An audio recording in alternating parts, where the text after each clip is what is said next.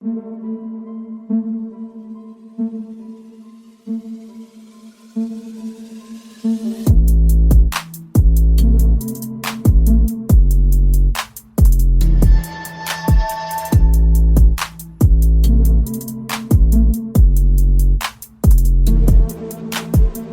and welcome to the Kevin McHale episode of the Hoop Theory podcast, aka episode 80, which is in honor of him being selected in the 1980 NBA draft, and I would say is the best player of that draft, to be honest. Dang right he is. Sorry, I wasn't ready for my boy. Yeah.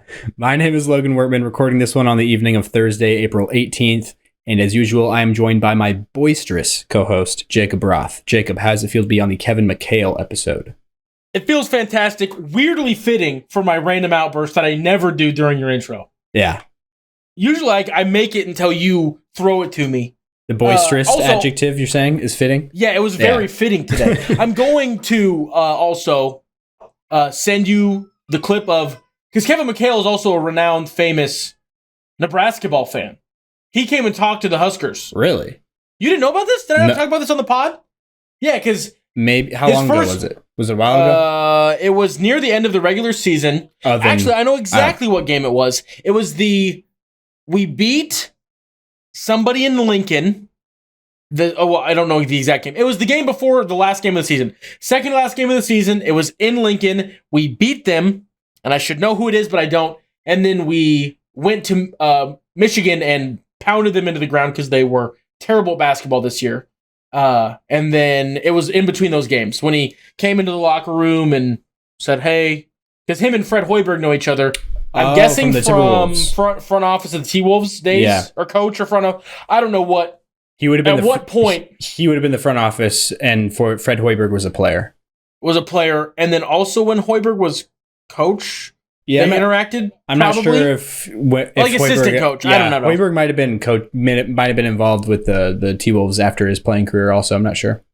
He was a front office also somewhere before he was the Bulls head coach, Iowa State coach, and then anyway, it was sick.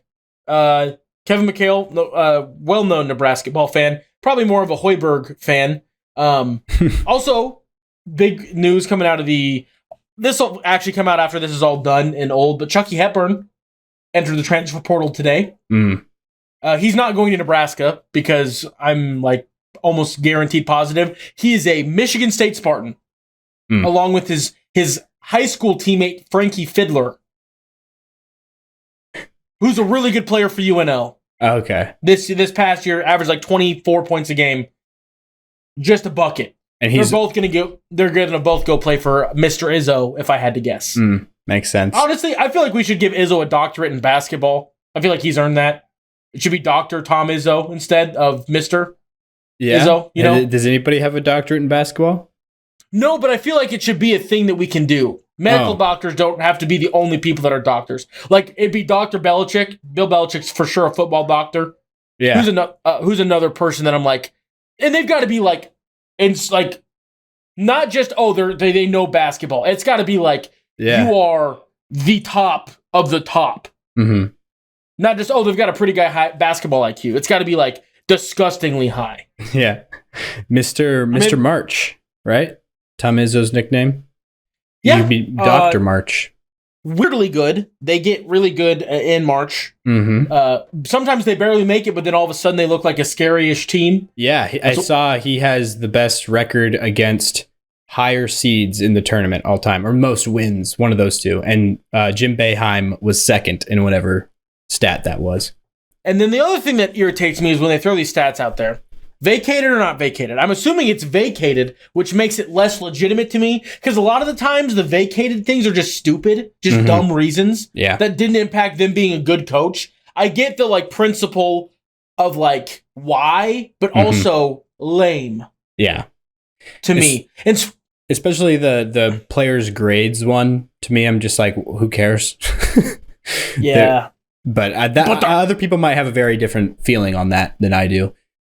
And that's understandably true and fair. Speaking of breaking the rules, it happened. Oh, yeah. Jontay Porter is it served or levered? People were saying some L word. Again, lifetime ban. Lifetime ban is what I saw. Yeah, it was.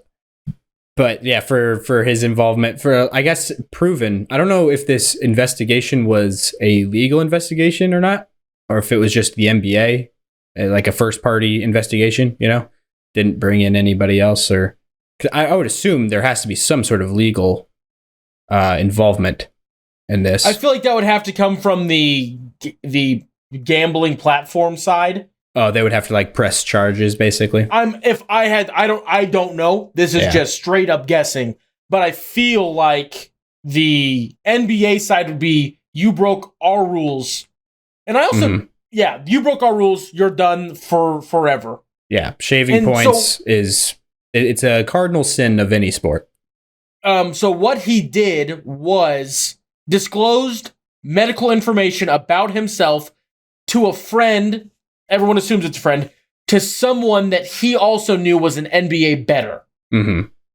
And then the other thing that I've seen, and I didn't read through the whole NBA's literally 3 pages, because I think that it was setting a precedent of this is going to be our lay of the law now, is he also intentionally was done earlier than he might have been if he didn't know that the NBA bettor was putting money on the game. Yeah. Type of thing. He intentionally got to a certain amount of minutes and then quit. And then said, I need to be done now. Mm-hmm. As opposed to, which is wild, just absolutely nuts to do that. And he apparently was a very active bettor, had multiple accounts linked to his name before he was on an NBA team. In between because he was out of the league for 4 years. He came in the league the year after his older brother. MPJ. Yeah, and was on the Grizzlies for a year, not even, and then was out of the league and then just came back this year.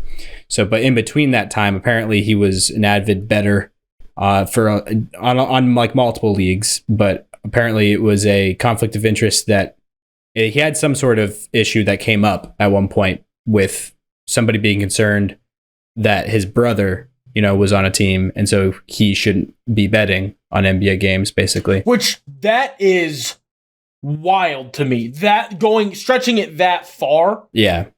If, let's say, Jontay Porter just gets an aggressive slap on the wrist, doesn't get a lifetime ban, and then they have a third brother or something that's placing all these bets, maybe, but Michael Porter Jr. is giving you no reason to think that that would be an issue. Mm-hmm.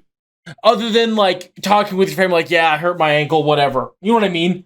That is that's quite wild. The thing that I do think is interesting is I think that Jontay Porter will be honestly more of a household name because of this than he ever would have been as a basketball player.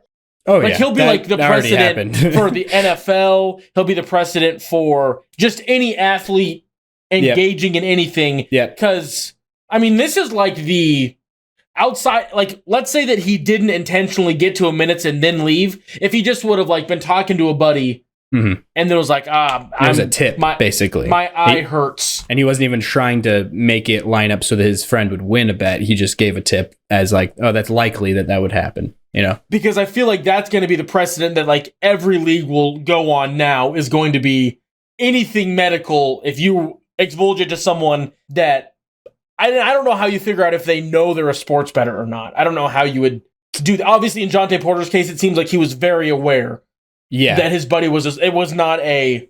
Yeah, and to be clear, when we're saying this is at the least.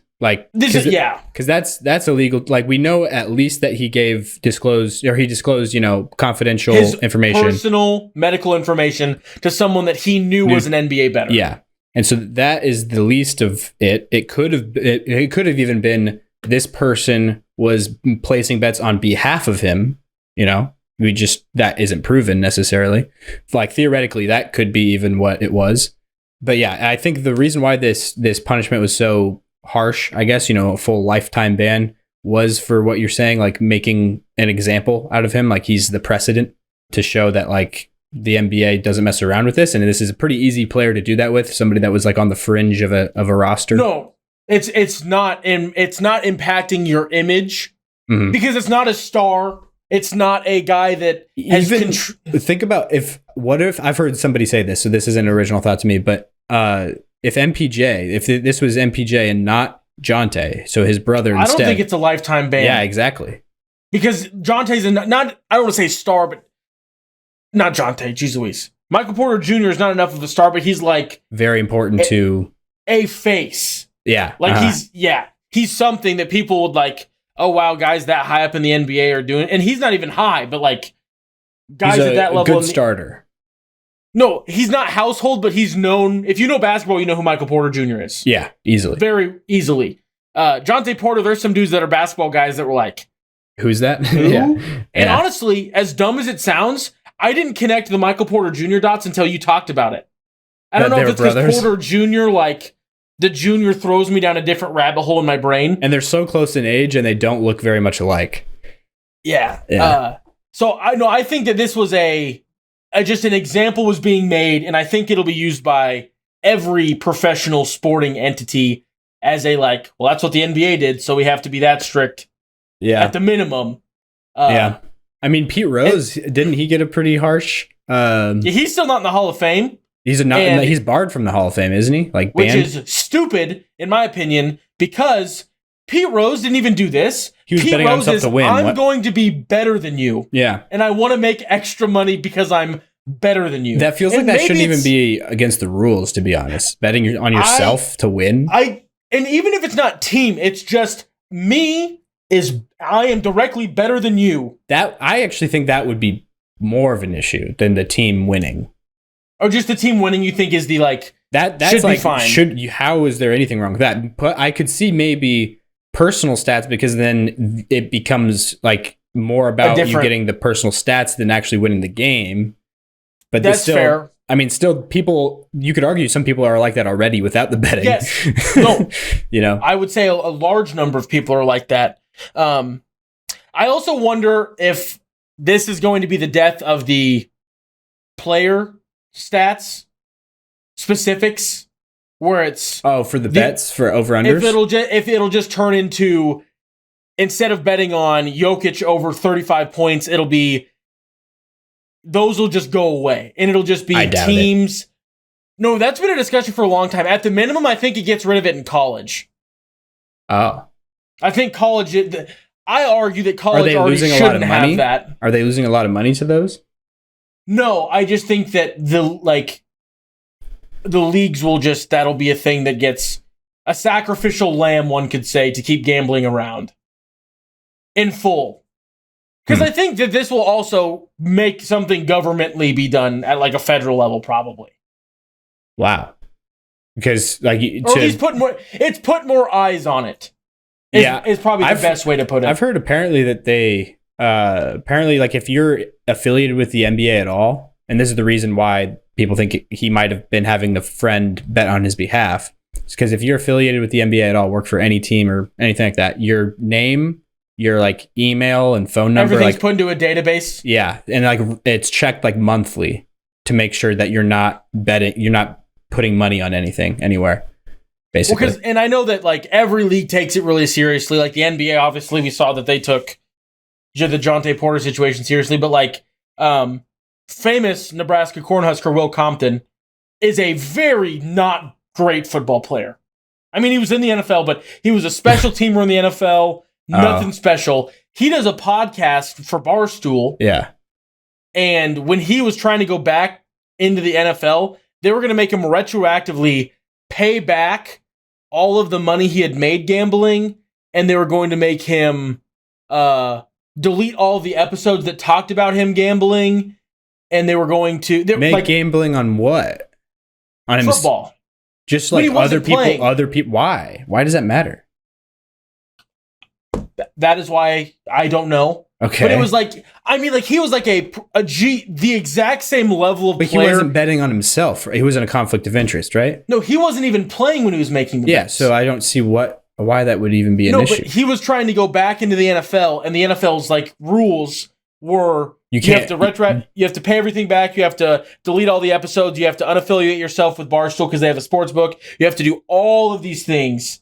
That is insane. Yeah. One, I get the reasoning of like the entity of the NFL or the NBA or the NHL or the MLB itself wanting to be like, keep gambling things away from our personnel. But they don't do that. They have like all these deals with them. Like they have sponsorships with FanDuel and the official gambling partner of the NFL, NBA, whatever. Yeah. So why is it an issue if somebody has put bets on something completely unrelated to them, like a normal member of society? I am a choir in this situation. You're preaching. That is insane. But yeah, shout out to Will Compton. Big fan. Yeah. Apparently he knows, at least has been told about our podcast before. What? Yeah, from my cousin, because my cousin and him were teammates. No way! Yeah, in college. Tyler Leagate, shout out to my cousin. Dude. That's crazy. Yeah. Yeah, he told me about, he just basically, this was maybe a year ago, last Thanksgiving, not this past one, but the one before. My cousin just told me that he had mentioned my podcast to Will when he had talked to him and asked him like for advice and stuff. And he was basically telling me what Will said and was like, just, stay consistent with your uploads, just keep doing it, keep grinding, pretty basic stuff. But it felt cool to be like, oh, wow, Will Compton knows about our podcast. In the most bare minimum definition, yes. But that's still, that I'm like, my dream is to be, so whenever they do these big documentaries with like the Big Ten, like Northwestern's the example I can always think of. No matter what the documentary is about, they bring in Michael Wilbon and Mike Greenberg from ESPN. Because they both went to Northwestern. And then Louise Ann Dreyfus, the gal from Seinfeld, she also went to Northwestern. I think that's her name, right? I have no idea. Anyway, the gal from Seinfeld. I know who you're talking about, though. I can picture her. Dark hair, yeah. They always bring those three in, no matter what it's about. It could be about Northwestern bowling, Northwestern softball, Northwestern anything. Mm-hmm. And they're there. My dream is to be, we're doing a Nebraska documentary. We better call Jacob. That's my dream. And I feel like Will Compton's that guy. Is the guy that, like, in the future, in 10 years, they'll do a Nebraska documentary, no matter what it's related to. They'll be like, we should probably get Will Compton for an interview. He'll talk good about Nebraska for 10, 20 minutes. Yeah. Especially with his Barstool fame. Yeah. Yeah. That's why it's the dream. It's a ways out, but it's the dream. Uh-huh. Anyway.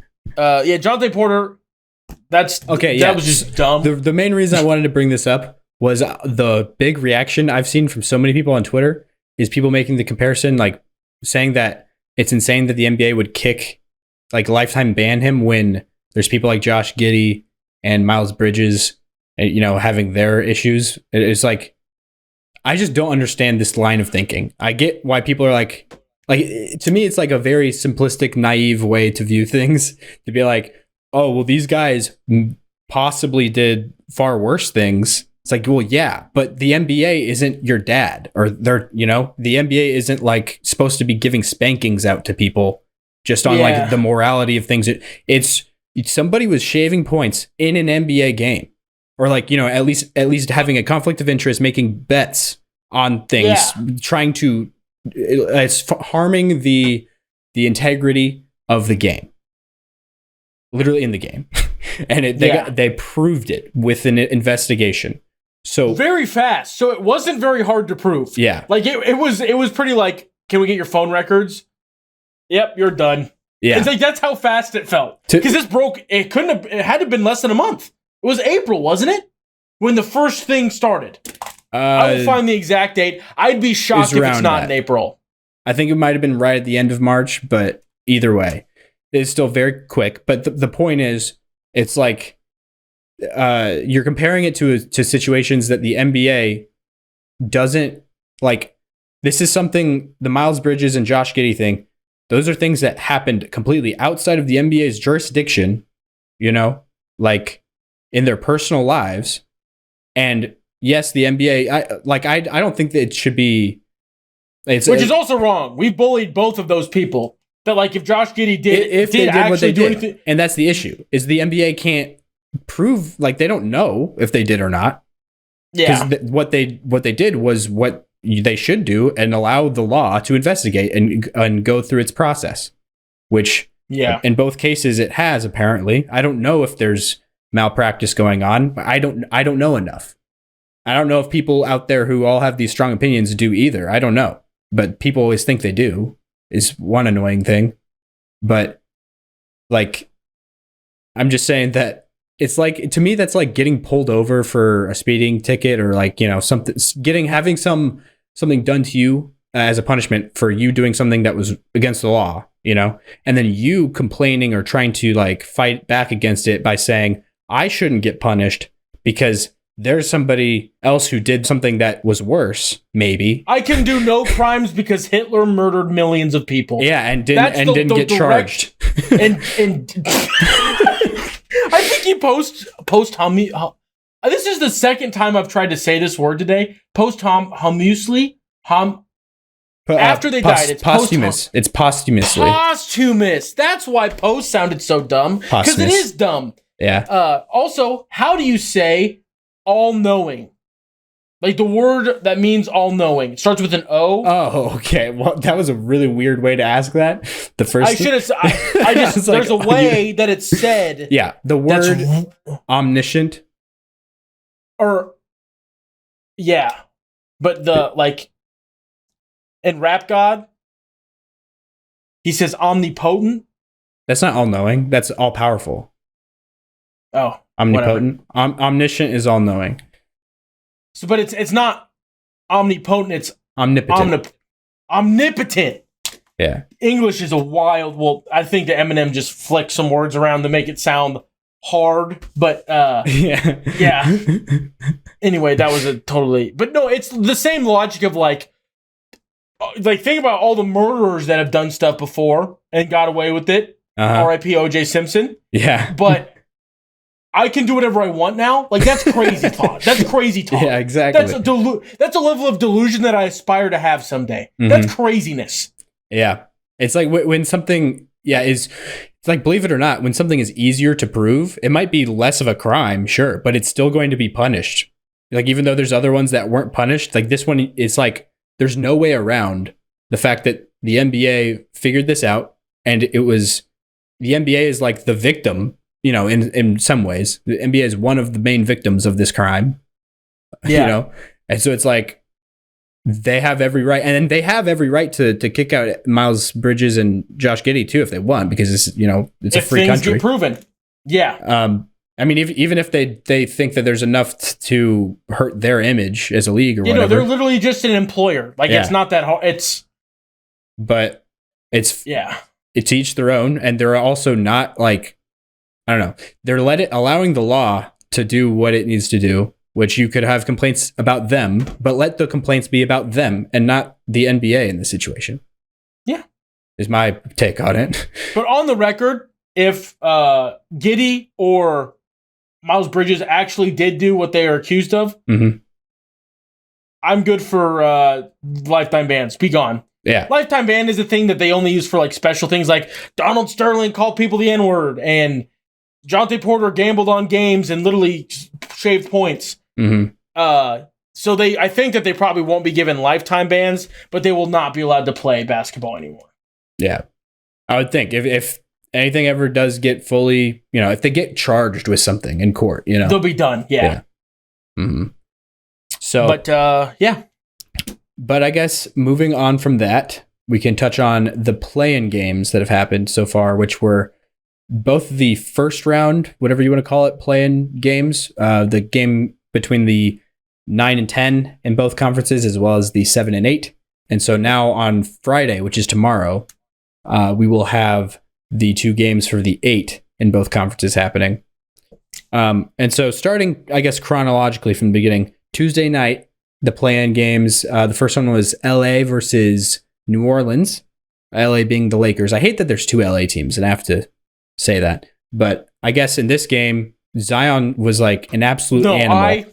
Flowers to you, Zion. This year, you stayed healthy, and then it sucks that the not healthy bug showed back up at the worst time ever. Mm-hmm. Your team was down by like 12, and then you almost single-handedly said, I'm clawing us back into this. Did it, ties things up, and then has leg soreness. And it looks like he's not going to be back for their play-in game, which could be serious issues if the Kings play as insanely good as we'll talk about that later. Yeah. No, I was almost so mad at myself because the episode before this one, I was like high on the Kings, and they said, well, Malik Monk and Kevin Huerter aren't going to be there. And then it like scared me. Mm-hmm.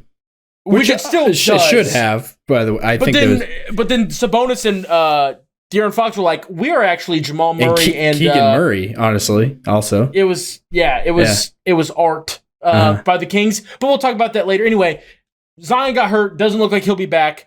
Everybody's saying that it was like scripted.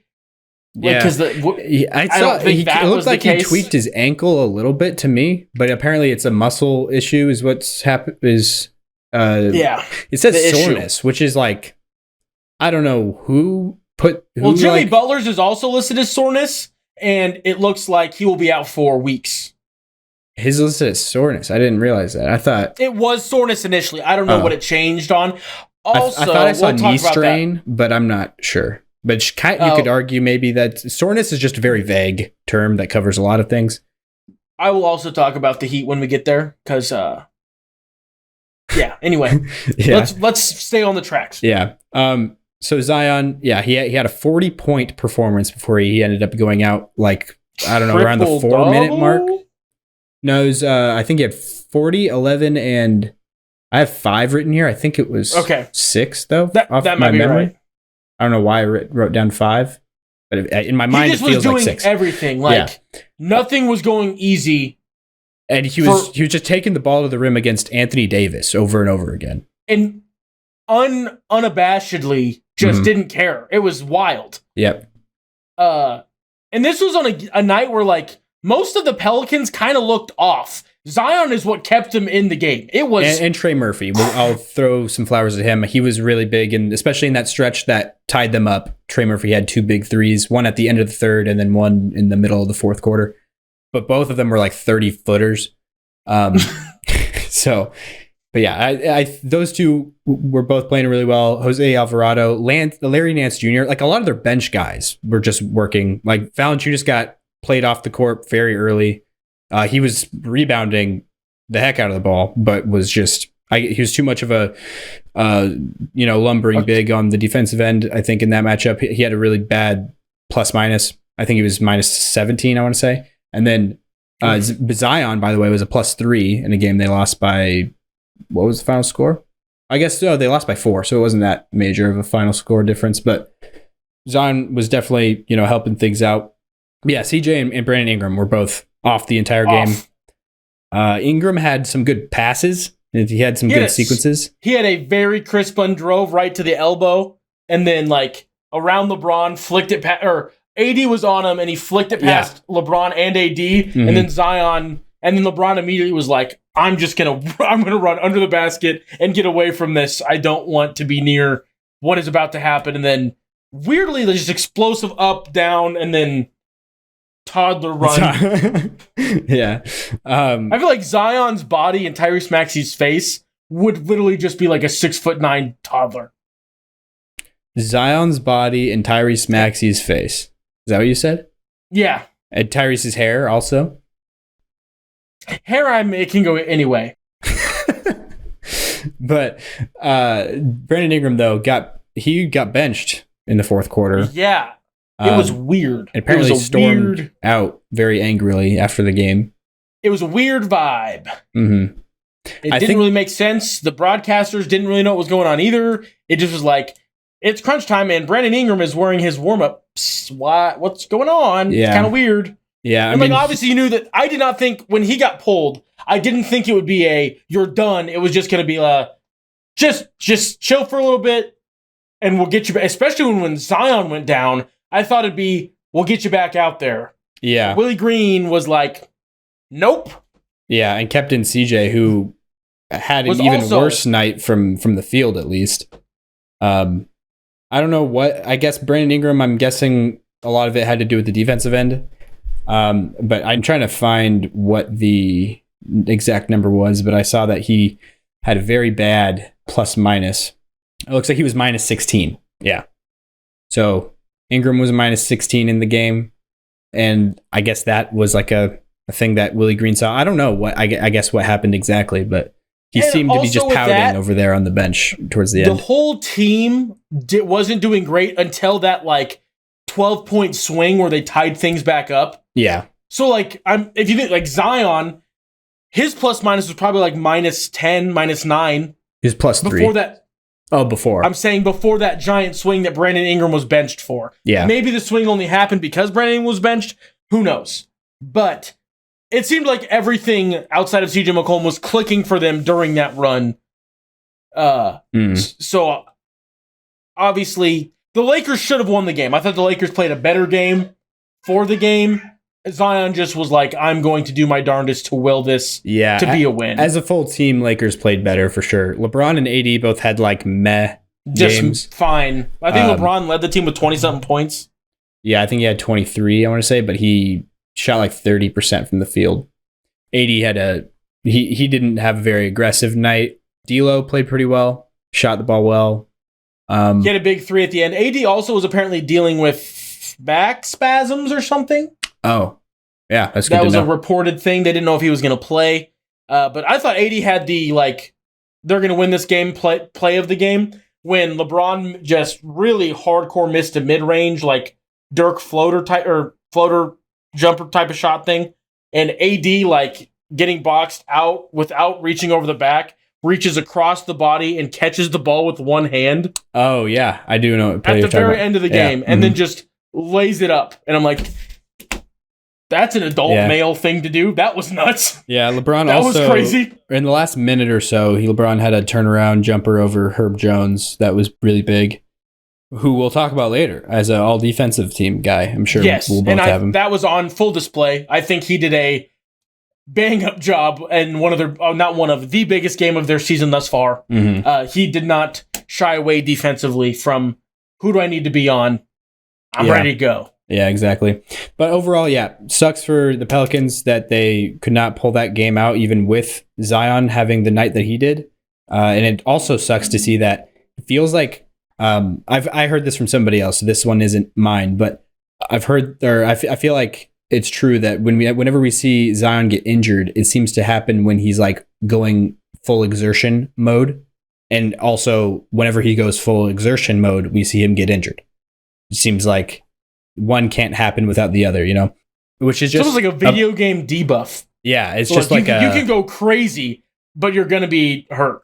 It's always muscle things, it feels like, for the most part, other than when he broke his foot that one time. But a lot of it is just like when he's fully exerting himself and he has like muscle issues.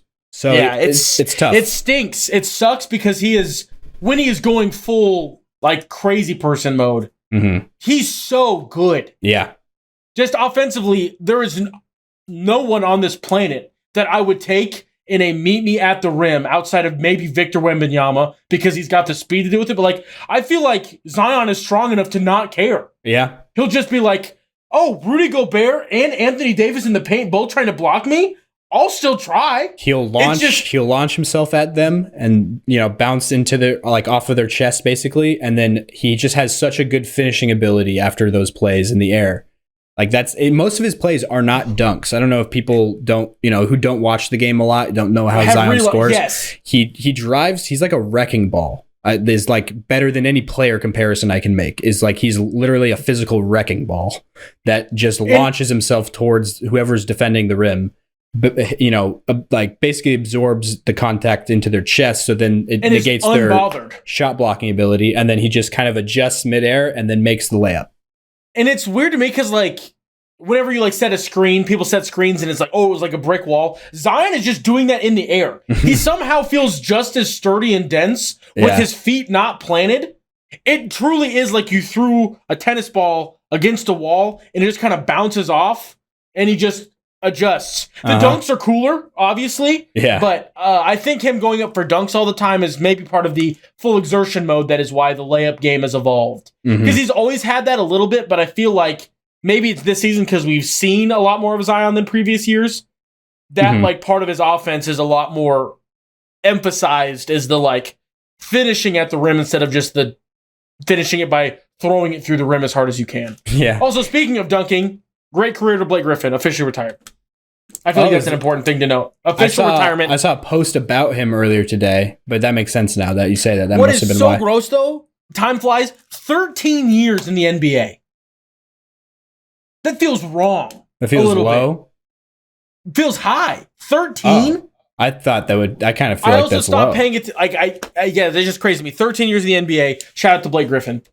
Yeah. Is that counting his rookie year that he didn't, like he had a Chet rookie year, you know? Not a single clue. Yeah, because he was a 09 draft. He was the number one pick in the Steph and James Harden draft, which is pretty wild. But yeah, that's what I'm saying. It's just wild. It's just wild. So yeah. Lakers Nuggets. Do you want to touch on that at all? I feel like it's not going to go well, especially if AD is not 100%, and the supporting cast of the Lakers plays like they did again. I think Austin Reeves has to be like have some pretty solid games for them to even get a game on the Nuggets. It'll require like D'Lo, Austin Reeves, and one of the LeBron or AD2 to have a very good game to beat the Nuggets once. Mm-hmm. Unless the Nuggets like get out of the playoff gates groggy. Yeah. That's like the only way that I'm like. Yeah, and you could count on probably even better Jamal games than we got last year in the playoffs against the Lakers, because last year they had Dennis Schroeder, which was honestly a pretty pesty, matchup for Jamal that whole series. Like he was picking him up 82 feet or 82. We play 82 games in the season. 94 feet is the length of the basketball court. But he would pick him up, full court every time and try to exert as much exhaustion out of him as possible, because like that was the Lakers' game plan and a lot of other teams' game plans, by the way, that through that playoff run, because of the Nuggets' lack of depth at the guard spot or the ball handler spot in general. And now, hopefully, we have a reliable thing to go to in Reggie Jackson. Shout out Reggie Jackson. Yeah. Hopefully, that stays reliable and it doesn't just, fall out of the sky and just is gone, because he has been known to fluctuate a little bit. But yeah, I guess going back to, they don't have Dennis Schroeder anymore. I think Gabe Vincent is probably the best sort of just like one-on-one guard defender for them to do that. But yeah, I'm not sure about that. Also, when does Rob Pelinka get fired? What did he do this time? Always just like, oh, we've got this great defense. Let's get rid of him. That's just all he does. So are you saying that he didn't retain Schroeder? Not just retaining Schroeder, because he got overpaid. He got like paid a lot in Toronto. No, I'm just saying like in general. And Gabe Vincent isn't like bad, but like I just feel like you really liked that signing. I did at first, and I still don't hate it. It would have been better if he was healthy this season. He had a really long injury that kept him out most of the season, and he just came back from it. And the Lakers, more than any other team, feel like they need to, or LeBron teams feel like they need to meld almost more than any other team because of just like the cerebral passes. I feel like the same thing with probably Jokic to a certain extent is when you have a guy that like does things that like, how did he think of that? Like the players also are like, why did he do that? It worked, but why did we do that? You have to like get used to it. So I feel like missing time on a LeBron team or a Jokic team, or maybe even a Sabonis team, is like not great because of like you have to be thinking like some of the smartest basketball players ever. Yeah, not to put Sabonis in that category, but it's those two at least. Yeah, and I think the aforementioned Reggie Jackson fits that description pretty well. Last season, that's the reason why I feel like he was a complete no-show last season, is because he came along right at the end of the year, and then we tried him for a little bit, but we needed to win every game, at that time, basically. And so it was important minutes that he was having to come in and try to get right in and learn in. Yeah. So yeah, I think that's why he's this season a totally different player in a Nuggets jersey than he was last year, which I predicted, by the way, going back to our off-season podcast episode. Shout out. But yeah, so Lakers, Nuggets, I definitely feel pretty overwhelmingly confident about the Nuggets. I don't know if we'll get a sweep again, but I feel like it's probably going to be like 4 or 5.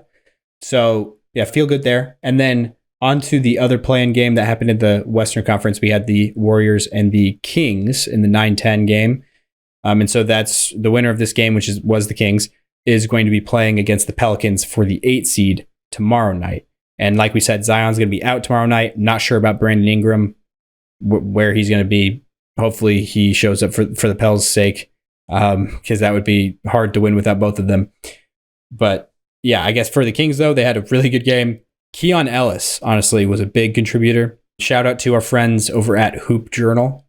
Dion, I was listening to their podcast the day of these games, and I actually honestly kind of laughed a little bit when I heard him say, like, he suggested Keon Ellis legacy game or legacy performance, basically. And I just thought that was kind of funny. But because that's a funny sentence to say. That's hilarious. Mm-hmm. But it happened. That is exactly what happened. He, was very active all over the floor, guarding both Clay and Steph. Clay went 0 for 10 in this game. Just very rough night. Keegan Murray, I think, is overall as good as Keon Ellis was. Player of the game was Keegan Murray. 8 of 13 from 3, 32 points, 9 rebounds. So, yeah, I get. And also want to mention Keon Ellis, somebody who was undrafted, a complete nobody before this season. He was a game high 39 minutes in that game. Led both teams. That's a hefty amount of minutes to play. Yeah. Geez Louise. But yeah, so this was kind of a smackdown. I don't know if you watched this one or not. It was kind of later for you. You usually go to bed a little bit earlier. Oh no, I was the host of the morning show where I work, and I had to wake up at like 4:45. Yeah. So I caught the after stuff. Yeah, makes sense. But yeah, it was pretty rough for the Warriors, to be honest. Even without Monk and Herter on the Kings, Sacramento still got it done pretty handedly. And yeah, I guess moving on, though, I don't know who I would pick, I guess, tomorrow in the West game for the 8. If Zion's not there, I feel like I don't expect to get like another repeat of that type of exterior defense dominance. Mm-hmm. But like, if you could slow down Steph and Clay, I feel like you can handle Brandon Ingram and CJ McCollum respectfully. Yeah, for sure. I don't know. I just think, but with Zion, I think it's a different universe, but I don't think he's going to be playing. And so I think that makes it a Kings type of game. For sure. I would lean Kings, for sure. It feels that way. Are you in a similar boat? Especially with the momentum of these 2 games that just happened. I feel like the Kings are riding pretty high. Up, and the Pelicans are probably like, oh, we were so close. Mm-hmm. Yeah. It'll be another home game for the Pelicans, though. Which might be the worst home court advantage in the league. I don't know. If we did a power rankings, it's definitely up there. But I think it's like 4,000 seats smaller than the next smallest arena in the NBA. It's like 12,000, something like that, capacity. Smoothie King Center.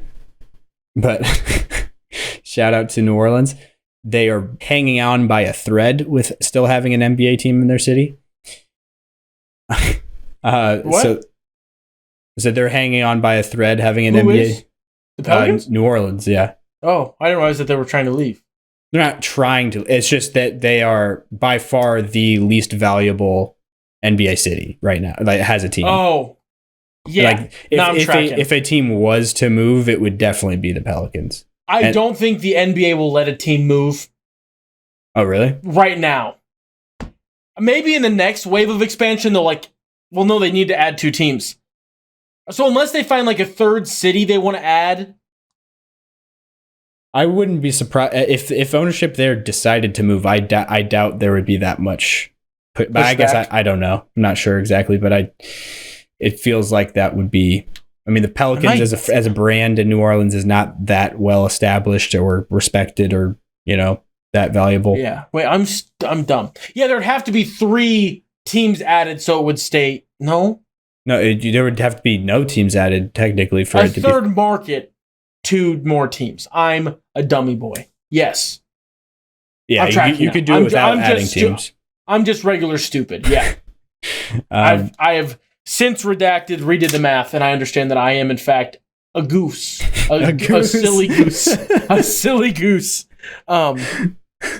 But yeah, So our official air quote, we did this last time, hoop theory pick.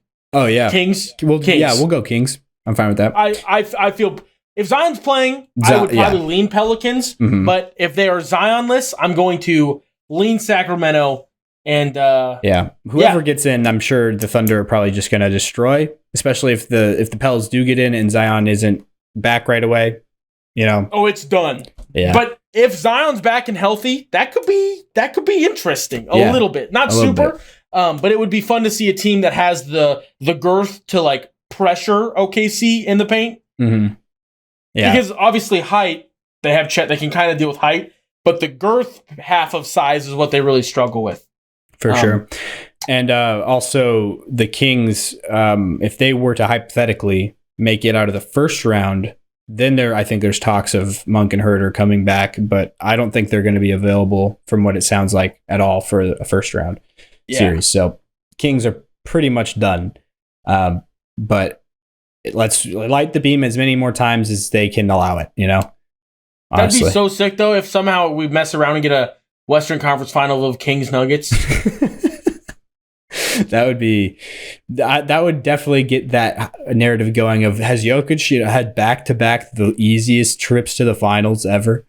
That's so true. Yeah. But anyways, over to the East, not to waste any more time. The Sixers and Heat were the first game over there, the 7-8. And that one was so close the whole game. It was great. Yeah, Nico Batum had the game of his career, I guess, in a Sixers jersey, at least. He had some big games in Portland and some with the Clippers. But for sure, this was his, arrival in Philly. Had 20 points off the bench, 6 for 10 from 3. Joel Embiid did not look great. He put up decent stats for the most part. It seems like he was not healthy. Yeah, I would agree. He did not seem okay. He did not move well. It seemed like I am here because I would be incessantly bullied. That's not why he was playing. He was there for his team, but I will argue again, when you have a player of that caliber and you can't win the finals, and maybe I shouldn't say win the finals. Yeah, what about getting farther than they ever have before, which is making a conference finals, Yes. I feel like the Philly would want to do that as a franchise. Do we think that if Embiid looks like how he did again, because if he's constantly playing on it, it's not going to get that much better. In theory. I don't know. I'm not a doctor. That's true. I'm also not a doctor, surprisingly. Because it's still, I've heard that this is a new injury, right? That it's not. It's the one, I thought it was the one that happened at the end of the season. Yeah. So it's not what he was out for so long. No, it's what happened at the very end of the season when he was playing against the Bucks, maybe? Yeah, Bucks or Magic, near the end of the year. Yeah, something like that. Anyway, it might have been Magic. Anyway, he came, there was like an inbound pass, and as he was turning around to get to the other side of the court, he it wasn't non-contact, but it just tweaked his knee weird, and then he left. Mm-hmm. But then he came back, which I thought was double weird. And I think it's that same knee thing. Okay, yeah. So a tweak of the knee of some sort. But yeah. And then so in that game though, he didn't play insanely well and didn't move very well, didn't look quite like himself, wasn't really contesting out to the 3-point line very well. Just, a lot of things like that, but other stuff on the Sixers came up pretty big, especially Nick Batum. It was also big for the Heat side of things to have no Rozier or Duncan Robinson. Both those are pretty major factors. And then Jimmy Butler playing injured for 3 quarters, it sounds like. 3? Was it 3? From the things that I've read, he got hurt in the first quarter and then gutted through 3 quarters. Oh, yeah, no, you're right. It was 22-22 when he got hurt. I remember that now. Because I remember him laying on the ground with his jersey number 22 facing up and the scoreboard right below it said 22-22. That is the only reason that I remember that. But so that would have been right at the end of the first quarter because I believe that was, if not the score at the end of the first, it was very close to the score at the end of the first. But shout out to Jimmy Butler for gutting that out. Yeah. So. Yeah, but he was kind of a decoy for the. Right, I mean, he was out there shooting a little bit, did not shoot well, but Tyler Hero was kind of the end all be all for them offensively, which was a bit of an issue because he wasn't shooting that well either. And then Bam wasn't really being all that active or aggressive at all. So it's kind of crazy that the Heat were in this game as much as they were. It took some pretty big performances from, honestly, Jaime Jaquez off the bench. Might have been their most productive player. Kevin Love gave some good minutes as well. Dawn Wright, honestly, who I don't even know when he got to the Heat, but he's on the Heat. I think I noticed that a few weeks ago, but he gave some good minutes. But so the Sixers are who made it in as the 7th seed, just squeaked by to get the 7th seed versus the Knicks in the first round, which, like we said before, if Joel is healthy, he should, I think the Sixers might be the favorite in that series. And they definitely should be.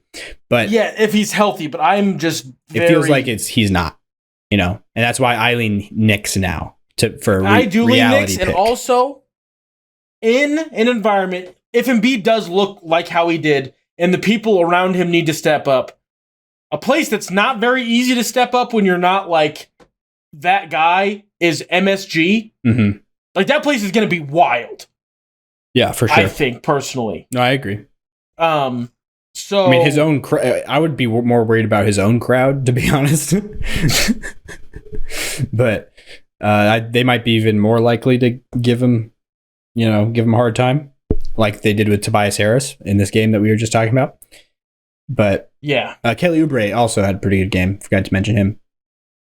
But so over with the Heat, though, they are going to face off in the game for the 8 against the Chicago Bulls, who won this other game. With that, I didn't even really watch that much, not going to lie, because I had stuff to do. And it was like, I watched the beginning of it and I was like, this is not really even all that entertaining. But playing games don't count for the awards, do they? For awards? No, definitely not. Okay, they don't even because count. If they did, this locked it up for Kobe White Most Improved Player. Oh, yeah. Because it wasn't. It just was everything that he's done all season turned up to 11. Yeah, he was shooting better, which he was already doing better this year. He was like seeing his teammates better, which was a big improvement for this season. Mm-hmm. He just was. Also, the Hawks not having any perimeter defense at all was big. I'm not saying it wasn't like he took advantage of what the Hawks just didn't do at all. Mm-hmm. But I was like, is he gonna mess around and beat the Heat? Honestly, and DeMar. And it's one game. It's not like they gotta and if no Jimmy Butler for the Heat, I think it's the Bulls. Jimmy, yeah, sounds like also, I think I want the Heat so bad, and I want a healthy Jimmy Butler. I want the best possible version of the Heat against the Celtics. Because there's Celtics fans round that are cowards. They're like, we don't want the Heat. What do you mean we don't want the Heat? If this team can't beat the Heat, we don't want anybody. We don't deserve the playoffs. Yeah. If this team can't beat the spooky Eric Spoelstra ghost, we don't deserve banner 18. We don't deserve banners 1 through 17 if we're scared of the Miami Heat. Retroactively take them away. What? Yeah, no, respectable. Yeah. I read that on a couple Reddits and I was like, oh man, the Heat. What do you mean, oh man, the Heat? We won 63 or 64 games this year. Yep. Guess what? We beat the Heat a couple times. Oh, Jimmy Butler's going to turn it on at the end. We have a point guard that can handle his own. If we're scared of the Miami Heat, you know what's going to happen? We're going to go into Denver in the NBA Finals and get absolutely feasted upon. We're going to get dookie shoot on because Jokic is going to take our soul. If we're scared of the Miami Heat, that is also... Shout out to Kyle Lowry, probably his last game playing basketball, played his soul out. Mm-hmm. Just constant hustle, effort. I loved it. I loved everything about it. Yeah. Just want to throw that out there. Yeah, for sure. Shout out to Kyle Lowry. Playing in his hometown. Well, I don't know if it's a hometown. He went to Villanova, so hometown of sorts. I'm pretty sure it is his hometown. Okay. I think that's why there was always like the Kyle Lowry, a Sixer. I think that was always why that was a thing. Yeah.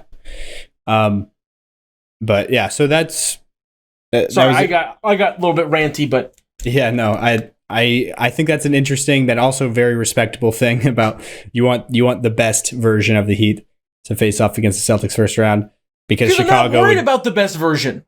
I'm not worried about the best version of anybody outside of the Denver Nuggets. Yeah, that's fair. I shouldn't say not worried, but like, I think this team is good enough to have a historical place in Boston. Not that they're the first one in. I think they are that good of a team that among the pantheon of some of the best teams in Boston Celtics history, which are also some of the best teams in NBA history, this team has a place potentially at the top. Number one? Near the top. Yeah. Not near the top. If they win a finals and let's say they just start cooking and Missoula ball and they win the finals hard. They play 17 games in the playoffs and they win a title. It's just they cook everybody. Or is that too many games? I didn't hear what you said, but it'd be hard. I said 17 games. It's 16, yeah. It'd be hard to dethrone the 86 Celtics, but... And that's what, yes. But I'm just saying that, like, they're like a top 3 Celtics team of all time, and the Celtics have had a lot of really good teams. Yeah, Kevin McHale episode. I just realized that. That's a good allusion to, the 86 team. Second best player. Yeah. Which is wild because he was like a top 6-7 player in the league at that point. And he was the second best player on the Celtics. Oh man, I burnt a lot of my energy, not in like a negative way. I just needed to get that out. That was boiling for a while. Yeah, no. Because I saw that like right after we got off the pod. Last time we recorded, I saw these just fraudulent Celtics fans being like, "We don't want the Heat." Yes, we do. If you were trying to exercise some spooky demons, Jimmy Butler and is it's like fine. revenge also, right? Yeah, if they can't wake up for games against the Heat, don't play NBA basketball. Mm-hmm. Anyway, it should be a good motivator. Yeah. But if Jimmy Butler's out, I like the Bulls. Just gonna throw that out there. Yeah, I would probably take the Bulls too. Honestly, it would take a big performance from Bam. Honestly, would be a major key to that game. Which could happen. That's not impossible. Especially with how Clint Capella went off in the Bulls Hawks game because Vucevic, excuse me. We just talked about that last episode. Yes, we did. Yeah, but Vucevic was letting him just go to work in the paint, which was rough. And then the person who would have been in there instead to potentially, provide some deterrence to Clint Capella was somebody who hurt his own teammate in this game. And also, just like a couple weeks ago, he hurt a different teammate, Torrey Craig, by stealing an alley-oop from him. This is Andre Drummond. He completely ran over Alex Caruso running down the court in transition, which I'll defend Andre Drummond a tiny bit in this circumstance because I've been seeing everybody say like how much of like his fault that was. I do see how he was taking a direct line trying to get to his man because his man was in front of him, so he's like trying to get there really quick. And Alex Caruso was backpedaling, kind of moving one direction on the court, and he stopped. Which I don't think there was a person wrong in this scenario. It was just like it just was a basketball interaction, and it lined up unfortunate. Yeah, like Alex Caruso stopped, which he needed to because he was picking up the ball handler. And so he didn't keep moving the way that Andre Drummond was expecting him to. And then Andre Drummond just like stepped on his foot and like sprained his ankle and then just ran him over. We'll also probably talk about Caruso later on in today's episode. He'll probably come up. Mm-hmm. But he'll be out for the Heat game though, sadly. Yeah. With the sprained ankle. Yeah, hurts, that'll hurt both ways. It's not Jimmy Butler hurt, where like sometimes when the Heat aren't hitting, Jimmy Butler just is like, I'm Carmelo Anthony, it's fine. He just randomly does that sometimes. And if you're a Celtics fan listening to this podcast and you don't want the Heat, come on. Yeah. But that's insanity. I guess Kobe White, we talked about, he had a great game, but he scored 42 points, 9 rebounds, 6 assists. 15 of 21 from the field. And also, I'd like to throw in here, just because I've had this rant that I've gone on a couple times about the way we count, records, how we always just look at regular season. Yep. This would have been his career high, but it technically is not going to be his. Whenever a graphic pops up in the future of, it won't be this game. Yeah, Kobe White's career high. It's still going to be 37. It's not going to be 42. Wait, so this doesn't even count for a playoff career high? Nope, doesn't count for either. It's a weird nothingness. It's a play-in career high. Sick. Which, honestly, if he stays at the Bulls, might be the place he stays for a long time. So maybe he will be the king of the play-in. And that would be a good story because he just dethroned the current king of the play-in, Trae Young, who was 3-0 in the play-in before this game. Oh, wow. Yeah. Wow. Also, proposal. Can we, if there's like a big enough of a game differential between the 8 and the 9, we don't need this play-in game. Yeah, I've been saying that. No, you said it, it's your thing. I just was thinking about it even more. I'm like, this doesn't need to be played. Yeah. Because Jimmy Butler's hurt, it will be a good game, probably. Mm-hmm. But like, this is another thought, and you can shoot me down. This could be dumb, big dumb. Okay. We don't have 2 play-in games, but the 8 plays the 10. Or the 7 plays the 10 and the 8 plays the 9, and it's just, you just go. I like this version better than that. But I do think that it should be, you have to have either a certain number of wins, or you have to be close enough to the seed above you. I heard some, because I used to say it should be like what they did in the bubble, where it's like you have to be within 4 games of the team above you in order to trigger the plan. I heard somebody else say if a team isn't 500, if like the top 10 teams are not all 500, then just take the top 8. Oh. But because that's like a good barometer. Yeah, if the top teams are, or if all the top 10 teams are, 4 or 500, I can't say words, but if they're all 500, then it should be, maybe it should be top 8. If the top, because if the 9 seed is 500 and the 10 isn't, that sucks for the 9 seed. Yeah, then they could be in the play-in, I guess. I don't know. And then you would just have an 8-9 play-in game. Yeah. Like kind of like that's how it was in the bubble. It was like if the 9 is within 4 games of the 8, then you do a play-in. And I mean technically you could say if the 10 is within 4 of the 7, then they would, but I don't know how to make it work, but there's plenty of ways to make it work to where it's just not just like automatically. Yeah. Which I don't love. Especially because just the huge drop off between the Heat and the Bulls was just 7-game drop off and then 10 from the Heat to the Hawks. And also it's crazy. Like Golden State this year doesn't feel like that good of a team, but they won 46 games, which is like not a low amount. Like 46 games is a lot of games, and they were the 10 seed. For context, the Suns were the 4 seed last year with 45 wins. Yeah, this side's crazy. Last year, 46 wins. I think there were only 6 teams. I wanted to make a note to check this because I heard somebody, Rob Mahoney, shout out, say on a podcast earlier today that only 5 teams last year had 46 and over wins. But that in my head, I was like, "There's no way that's true," because the Cavs would have been there, the Bucks. There would have been at least 4 teams in the East, and I think 3 teams in the West. So that would be, because the Kings had 48, I believe, as the 3 seed. So that would have been 7 teams. But still a lot less than this year, which is 14, which is the number he gave. So if he was wrong on the other number, I'm not sure how much to trust the 14, I guess, but I can look. Yeah, this year there are 10 in the West, and there are 8 in the East. So that is 18 teams who have 46 or more wins.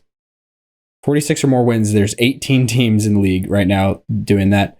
And then for last season, there was 5 teams in the East, and there were 3 teams in the West. So that would be 8. So 8 versus 18.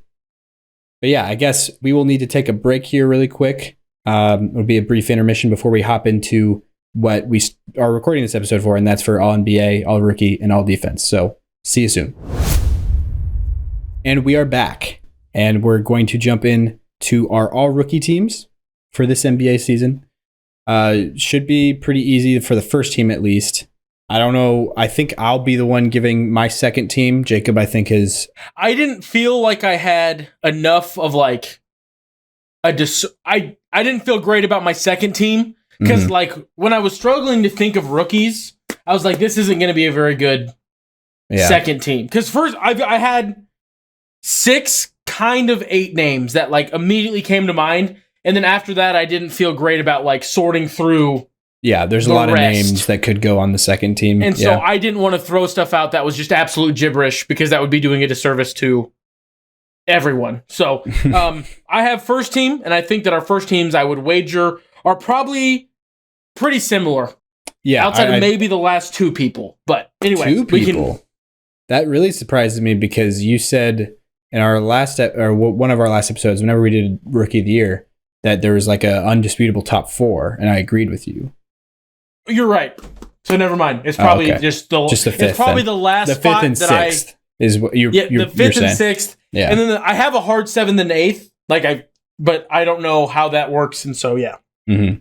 Anyway, do you want to kick it off? Or actually, you know more people, so shocking. I think Wemby is a first team all rookie. Would you concur? I would say he's the first selection. Yeah. Yeah. He's the first selection. He is rookie of the year. He is going to be a problem unless injuries plague him. Yeah, which hopefully it does not. And seems like he ramped it up towards the end of the year with his minutes. He was around like 28 minutes per game for most of the season. He got close. He got to the point where you can round up to 30. It's like over 29 and a half now. And yeah, and he just had a magnificent season, no matter how many minutes he was playing. So it was. And we'll do like a full Wemby season breakdown once the season's over, because I would like to go through and you look at the all-time rookie years and see where he shakes out at, because I think he is in like a top area. So where good it's that at. His name will come up in the conversation for both of the next segments. His name will come up for everything. Yes. Yeah. Mm-hmm. Very good. Which is pretty wild when you're a rookie to be also on the all defensive team and all NBA conversations as well. So, and then after Victor, you got your man. I'm going to let you say it. Chet Holmgren. Mm-hmm. That is also who I had. I'm good. I'm 2 for 2 on agreeing with you thus far.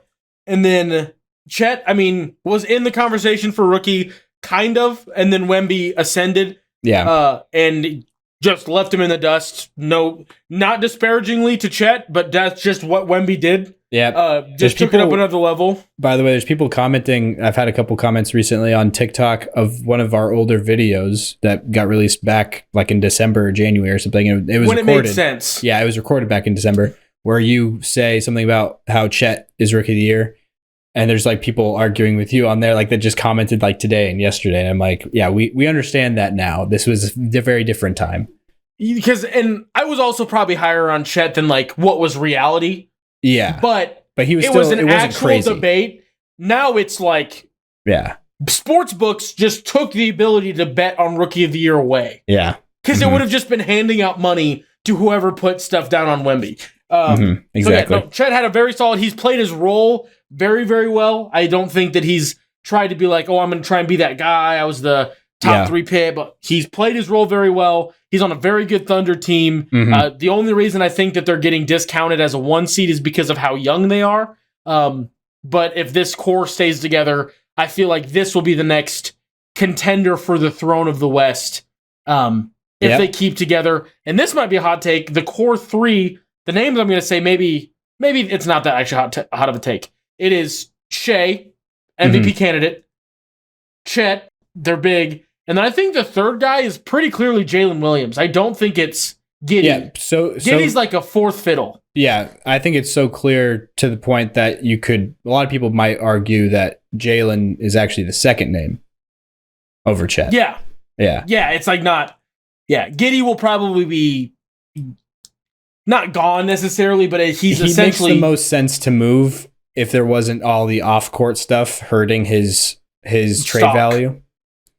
So, but yeah, stylistically, it would make the most sense to move him because of the clash that he has with Shea, the best player, because both of them. Yeah, you would go overlap. Find a Buddy Hield-esque type of guy that is just, I shoot good. Or a big, hopefully, would be the main thing. Or a thick big. Yeah. A thick big, yeah.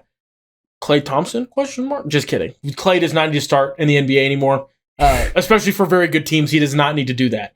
Yeah, well, I think they might be good with their starting lineup, to be honest, if they want to keep Chet at the 5 and just get a decent big that can start in spot minutes, like for certain matchups, when needed. But having, Shea and then Lou Dort at the 2, Jalen Williams at the 3, I guess. Or maybe and then just find a big thick 4. Yeah, or because Jalen Williams, I think, has been starting at 4 for the most part. But some combination of that is a pretty good lineup. But it's anyways, a 1 seed. They're pretty good. They're still good. Yeah, they're not. Yeah, they're just young, and that's why I think they're getting a cold, wet blanket thrown on them in terms of their chances at making it a deep, deep playoff run. Because of the fact that they are so young, and people are just anticipating that struggle. But I also wonder if this might be like a Hawks situation where that Hawks team was also really young, and it's because no one knew they were supposed to be worried and scared of the situations they were in when the Hawks made that Eastern Conference Finals. Yeah, I'm the guy who's covered this relentlessly of how I think that Eastern Conference Finals run is one of the flukiest things to ever happen in the history of sports. But I think there was an element of they were playing well. There's no doubting that. They were playing well, but they didn't get too scared for the moment because they almost didn't realize that none of them would probably ever be there again.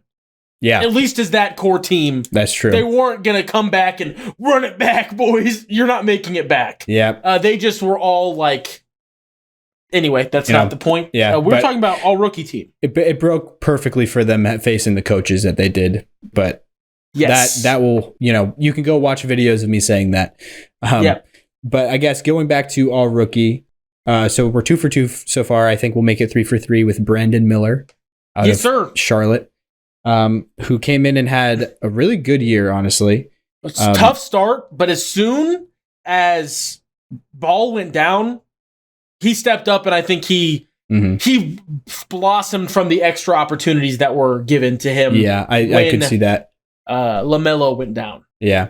I think it also was kind of the same trajectory as Wemby for the most part. Obviously scaled down, but same trajectory as Wemby as how he came in. He was I wouldn't say he was bad at first. He was just he had some rookie moments, at the beginning. He felt like a rookie with growing pains, but with a lot of potential. Yeah. And then he kind of just steadily climbed throughout the season. I think that there might have been, after LaMelo went out, that's, kind of where he was at the highest the rise he had been. But I kind of feel like that rise had already been starting to go up. Was going anyway.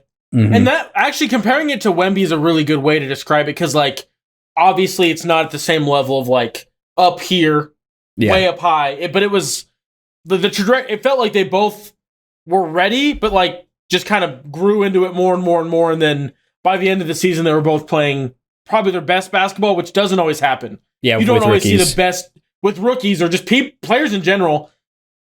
The really good ones are always like this, but a lot of guys in the league, they have these. Oh, that peak was in December, whatever. It's not always at the end of the year. For both of them, the regular season was the end of their season. So yeah, for sure.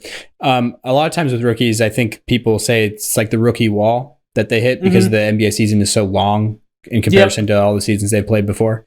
But yeah, so it's kind of rare in the case of Wemby and Brandon Miller where their best basketball came at the end of the year. Also Scoot Henderson, but his was a little bit different because his opportunity changed drastically towards the end, because the team started going full tank mode and full development mode, and letting him just but yeah, the next guy that I have is a victim of that rookie wall a little bit. I think what they were doing earlier on in the season feels very different than the rest of the season. Yeah, not as to an extent because they're still playing, and they played well in the game just the other night that we were just talking about. Jaime Jaquez is the guy that I have. Yep. So I feel like looking at I only got 8 names. I feel like when I break them down in my head, I've got those top 3 that we've said. We said Jaquez is the next guy. And then there's a couple other guys in that same tier as Jaquez. And that's why I had 6 that I felt were first teamers. And then 2 that I felt should be recognized as being good rookies, but not first teamers. Anyway, Jaquez had a really good game. Is he also one of the guys you have on your first team? Yeah, he's my 4th guy. Mm-hmm. He's your 4th. Yep. I think, he definitely started off, at one point he was 3rd in Rookie of the Year. I would have ranked him 3rd. Deservedly so. And But yeah, good season overall, to be honest. He did maybe teeter off a tiny bit, but overall, still a really good year. And then we have the last name, which is probably the name we'll have different, I guess. I'm not sure. Might have different. We might not. Because mine's kind of a coin flip between both of these guys because one of them is on a better team and plays like not a big role, but plays a vital role for that team. And the other guy is just like replacement fresh blood for his team. So who's your player that you have on? I still don't know. That's why I was kind of hoping you would say name. Yeah, I have Jontay George as my fifth guy. I don't have that guy. No.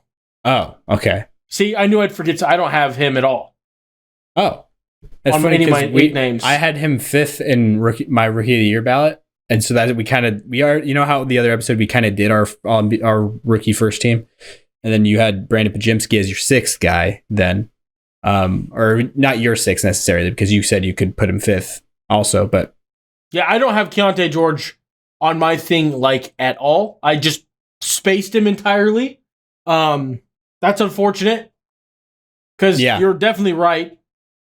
He started 44 of the 75 games he played, so like he pretty major factor. And that was a lot of those starts were coming. Like he was a part of that starting lineup, I believe that, was introduced when they went on their big run midseason, like where the Jazz were actually like looking like they could be in the play-in tournament. Like that was a pretty big major reality for the Jazz for a long stretch until basically the deadline. Like the Jazz were definitely in like this top group of teams in the West. Top ginormous group of teams in the West. It was everyone but the Spurs and the Blazers, and it was literally 12 teams. Yeah, where it was like all these teams could make the playoffs. Yeah, play in, but yeah. Trying to do the math, there would be 3 teams. I'm trying to remember who else would have been down there. Oh, there is 3. It would have been the Not Spurs, Rockets because Rockets were still up there. Yeah, who is 13 right now? Maybe it was 13 teams up there then. Yeah, because the Rockets are 11. Jazz would be 12, though. So who is the 13th team? Right now. Yeah. I mean... We can get this without looking. We can do this. We can get this. It's... Oh, okay. I remember it now. Because I looked at it, but... I won't say it, but it's the reason why we can't think of it is because they don't really fit in either category of good team or bad team. It was just like a weird season for them where they had a bunch of injuries and... people out for other reasons that were not related to basketball. Well, Pistons are the worst injury bug ever, not related to basketball in the West. Yep. They were the 2 seed last year. Okay, now I really got to dig deep because I'm just okay. They shouldn't physically, geographically, it's weird that they're in the West. Yeah, they're the farthest east. The farthest east city in the West. Oh, the Grizzlies. Dummy. Mm-hmm. Yeah, I couldn't think of them either. But yeah, they're 13th. So they were never really in it. But we always knew that they were bad. Yeah. But for different circumstances than the Blazers and the Spurs. Yes. Yeah, so then that's 12 teams. But Jontay George was a big part of that. As a, nice scoring guard, maybe some like star upside, honestly. Who knows? But at the very least, he could be like a spark plug scorer off the bench for a good team, like at least reach like a Malik Monk level of player, that type of guy. And then, so that's my 5th guy. Your 5th guy, did you say it yet? Mine is Pods because I totally forgot. Yeah. I mean, I don't think it's insane or a crime to put Pajimski on above it's Jontay. One guy. The other guy that I have, because I don't know if you'll say him, Derek Lively. Oh, yeah. That's my first guy on the second team. Him and Pods could go either way, but yeah. So those are the 6 names because I forgot Jontay George entirely. So I'll just stick with my guns and say it should be Pods as my 5, and then Jontay George would drop down to the second team. But as I said, I don't have anything after that 7. I've got 2 more. The Thompson twins. Thompson twins. Yeah. I think we talked about that before. I feel like both of them are pretty dang good at basketball. There's not like a better or a worse. They're both very solid. I feel like Amen got hurt at a bad time. Like he was on this, like he was playing really well for the Rocket, right? Amen's the Rockets. Amen, yeah, is on the Rockets. Amen is the Rockets. So then I feel like he got hurt. When he got hurt was a bad time because he was like on this thing, and then when he came back, he had been like readjusted on what opportunities he was given. And had to kind of like claw those back just because it's a young team. Everyone's developing. So there's no like we're bad. Let's let our developing guy develop. Mm-hmm. Everyone's developing, so everyone's getting opportunities. And especially towards the end. Mm-hmm. Yeah. Yeah, I have both the Thompson twins. I could argue myself out of them in exchange for some of the top guys in my honorable mentions. But right now I have both Thompson twins as my final 2 spots on the second team. Okay, so what is your first team is Wemby, Chet, Brandon Miller, Keontae George, and Jaime Jaquez. Yep. And flipping the last two's order and then your second team is Pods, Derek Lively, Gigi Jackson, which is the name I haven't said yet, is my third guy. And he's the greatest example. And to finish off the 2 Thompson twins, I for what it's worth, I do have Asar slightly above Amen for kind of like the amount of contribution he made in a number of games scenario and type of thing as a tiebreaker. But Gigi Jackson, I think, is the biggest example here of the games played thing not mattering quite as much with rookies, because like he got his opportunity much later on in the season with the Grizzlies. He spent he's the youngest player in the NBA right now. I should throw that out there. I don't know if he's turned 19 yet, but at one point he had while he was playing games. He turned 19 on December 17th. Okay. Yeah. So maybe, around the same time that he probably started, like, I feel like his breakout was in January at some point. So, but anyways, he's been a really good 3-point shooter, at the size of like 6'8", 6'9". He's like a big, versatile defensive wing with like some on-ball capabilities, can shoot. He's just like the modern, he's like the modern stereotypical player, of a 3-and-D big wing, kind of like Paul George, that like, I can't think of words, not stereotype. What am I trying to say? Prototype. Archetype. Yeah. Archetype. Either one of those. Prototype, archetype, whatever it is, he's that. And so I've just really enjoyed watching his games. He had 42, I think. 44 against the Nuggets. I just have it up. That's the only reason I know. Yeah, on the last game of the season. Yeah. Which is just nuts. But was he in your names at all that you had thought of, or?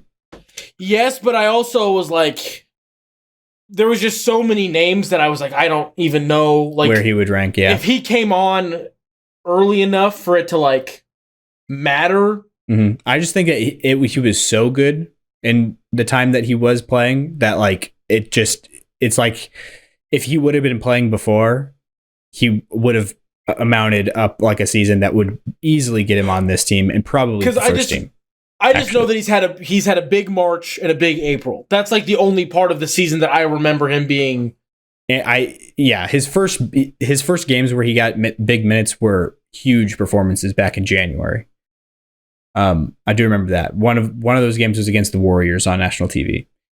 29 minutes, 23 points, and it was his second game with more than 10 minutes played. Yeah.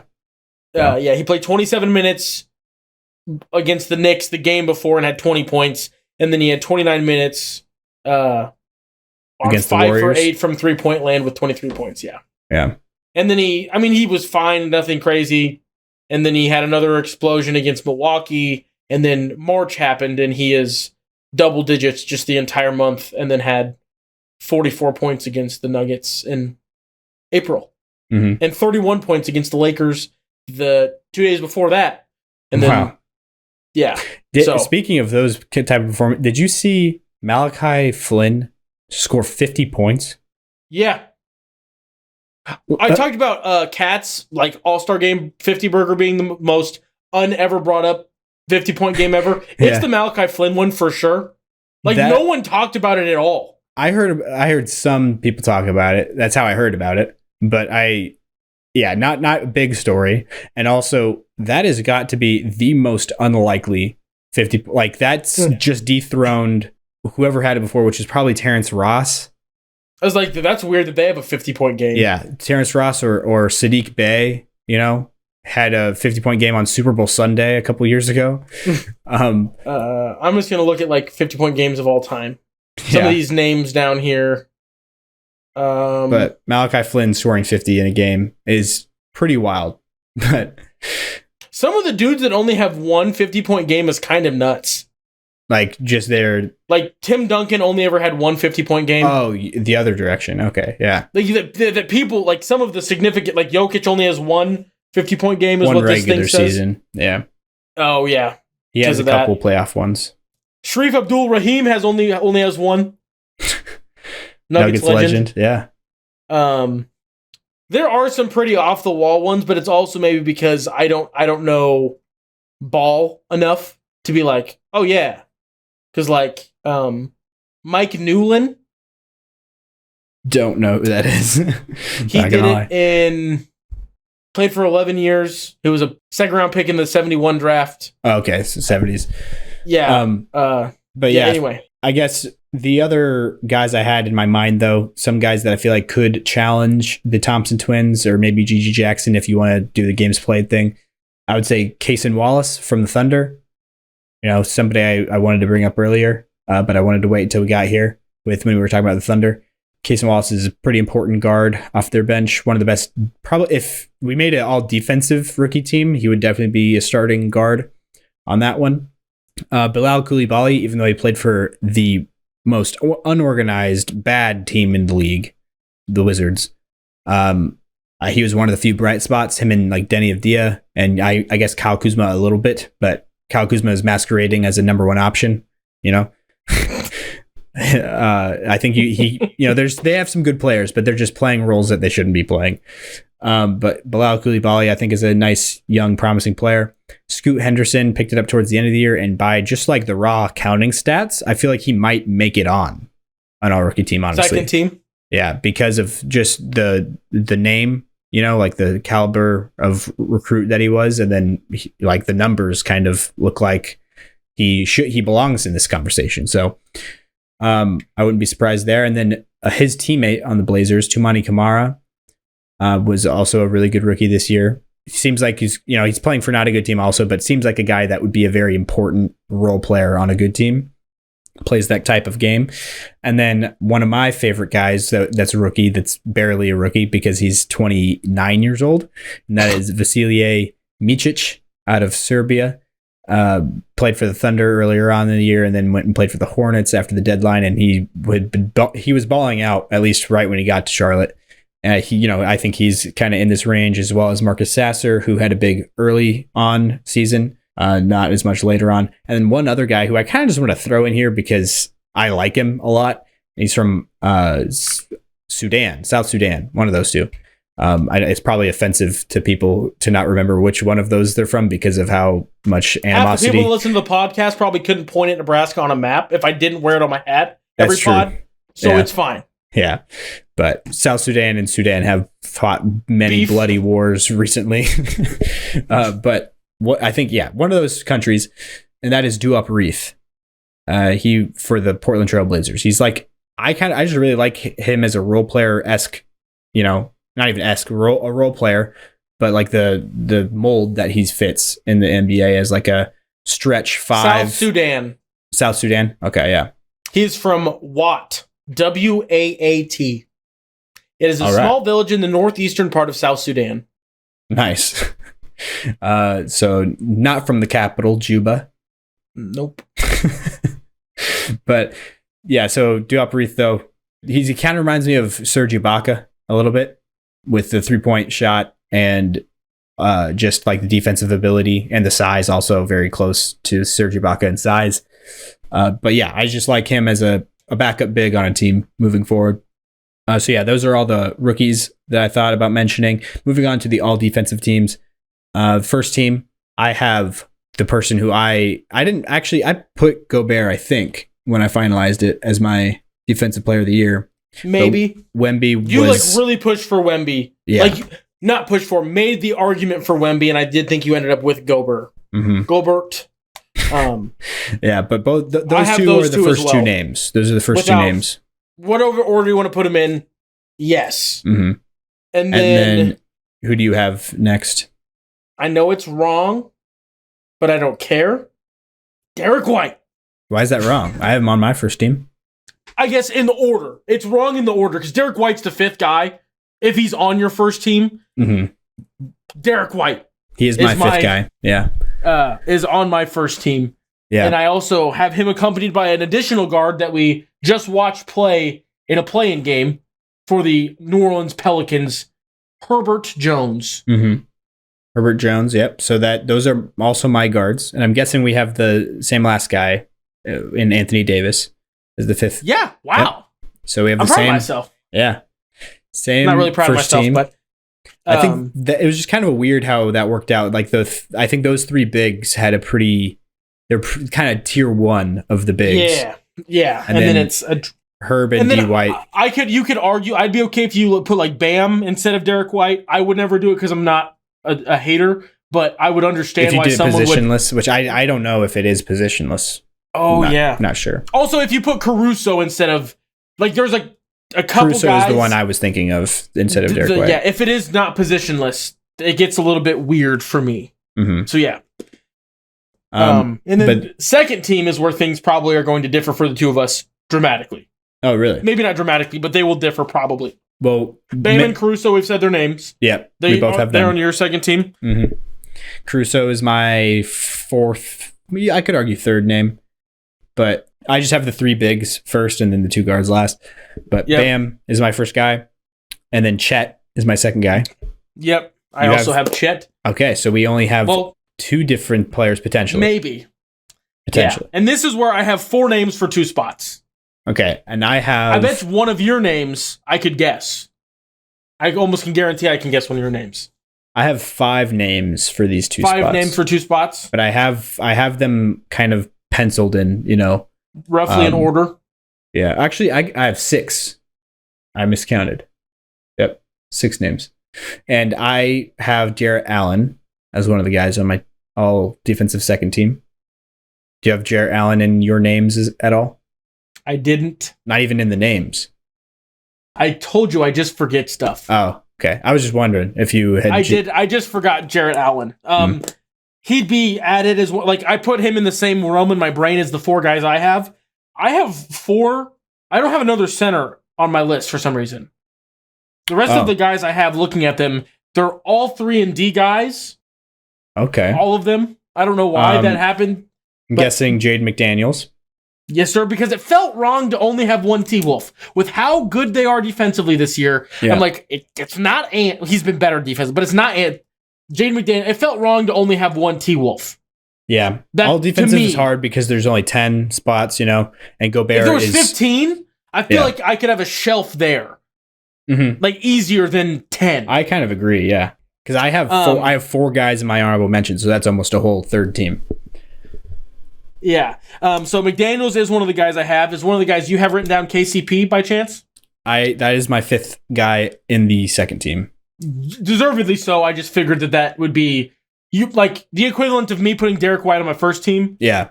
Mm-hmm. If he's on the edge, I'm just going to give my guy the bump. Yeah. Might as well do it anyway. Yeah, I gave it to him over Suggs and Drew were the 2 guards I was debating between. We had we've said all my people. It was for the last 2 spots, I had Drew Holiday, Jay McDaniels, Jalen Suggs, KCP, and I didn't have Allen written down, but I've written him down since because I was just wrong. Mm-hmm. And the last name that I have that we haven't mentioned so far in my honorable mentions was Giannis. Which feels weird that I didn't immediately he's not in the think conversation Giannis. For a lot of people. But he should be because he's good at defense. He's like the definition of the goalpost is moved. Yeah. For him, he has to just be like, everyone else just go sit on the bench. I'll play defense alone. That feels like the level of defense he has to play. Yeah, I think it's also a little bit deserved of a lot of these other guys probably are a little bit more valuable on the defensive end because that is their job. And he has so much responsibility on the offensive end as well. Yeah, like all of these guys, their primary job is to just be defense or facilitator for some of the point guards, but it's play defense. Yeah, for sure. And all of them do it very well. Yeah. I had a genuinely good time looking through names, thinking about those dogs out there. Honestly, this was the most fun. In them? As an exercise, this was the most fun of the teams for me to fill out, was all defense. But with that, we only did about 6 minutes on that, if I can recall correctly, on what the time was at. Because we're in pretty good consensus. I feel like the first 8 names are like these. Everybody has these names. Mm-hmm. And then the end gets a little bit fuzzy. I mean, we did the whole praises of Wemby, Gobert, and AD last episode. Herb Jones, we also touched on during the Defensive Player of the Year episode. I had him third for Defensive Player of the Year. Derek White, I also have already gushed about. Threatened to commit arson satirically. If you haven't seen that, check that out on all social medias. And then Caruso. I feel like all of these guys, outside of like Bam, we talk about a lot because they're just guys that we like what they do. Oh yeah, for sure. You know what I mean? Like the t-shirt that if we ever get t-shirts, Jalen McDaniels should have been a Nugget will be a t-shirt guaranteed. Yeah, for sure. I don't know if that's something that like you just say to us, like text us in our group chat, or if you say it on the pod. I've said it on the pod before, but yeah. It will be a t-shirt. Jarrett Allen doesn't get talked about a ton, but kind of an adjacent whenever we talk about Mobley and the Cavs. Suggs got like a couple minute thing, and KCP gets looped in with Nuggets. Honestly, not all that often compared to the Jokic and Murray talk, but yeah, I've given him. I know I gave him at least one pretty long segment last year when we did that. My circle of trust on the Nuggets draft. I had a pretty long thing about KCP in there, talking about how he's a screen navigation god, which is continued to this season, and he just guards the best player on the other team every single night. And also, I'd like to throw in another nugget as like he's not on the same level as these honorable mentions, but he would probably be in the group right below, and that is Aaron Gordon this season. I'd put Jason Tatum in that group. Honestly, I think I would. I think every one of the Celtics starting five, honestly six if you count Halford, I could argue would be like a third team lurker if they did a third team. Yeah, for sure. Similar with honestly the Timberwolves. A little bit. Anthony Edwards for sure would be. Yeah, they have a bunch of guys that are just kind of lurking that top 20 guys defensively in the league. But we don't need to go down that rabbit hole because that would be quite the rabbit hole. And now comes the Mac Daddy. The Mac Daddy. The all NBA teams. And this year, exciting, is the first year ever that they're positionless. But me personally, I think. I haven't confirmed this quite yet, but looking at it, and I don't have my third team completely set in stone yet because that one is very hard for me to complete. Yeah, I think I was talking about I have 1, 2, 3, 4, 5, 6, 7, 8 names that could be the last 2 spots. Yeah, I basically have 4 teams because my honorable mentions is 5 players. Yeah, so I could probably whittle down again to get to those last 2 guys to like only 4 or 5 names, but I have it at 8. To me, I have 3 open spots on the third team. To me, I have 2 guys who are like definitely there, and then a big mix of people that I'm like, I don't know which direction to go. So for first team, just rip off the Band-Aid. Brain dead if you don't put this. You should lose your ability to vote. Jokic, Shea, Luka. Yep, I have Jokic, Luka, Shea, and I could very easily put Giannis over either of those 2 names. My top 4 are those 4. Oh, you do have Giannis 4th now. Yeah. Okay.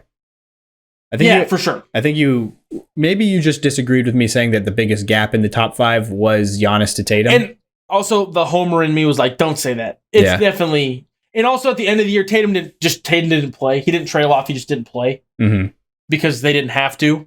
Also, speaking of that, fun fact: because the Celtics starting 5 didn't play the last couple of games, do you know who was played on the court for the most wins this season in the NBA?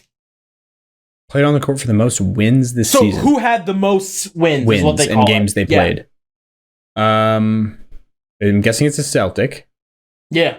I don't know how many games played. It's an played. Iron Man of a Celtic. Okay, I'm not sure which player has had the most games on. Is it a bench player or a starter? It is a bench player. 2 bench players are on the top of the list. Peyton Pritchard.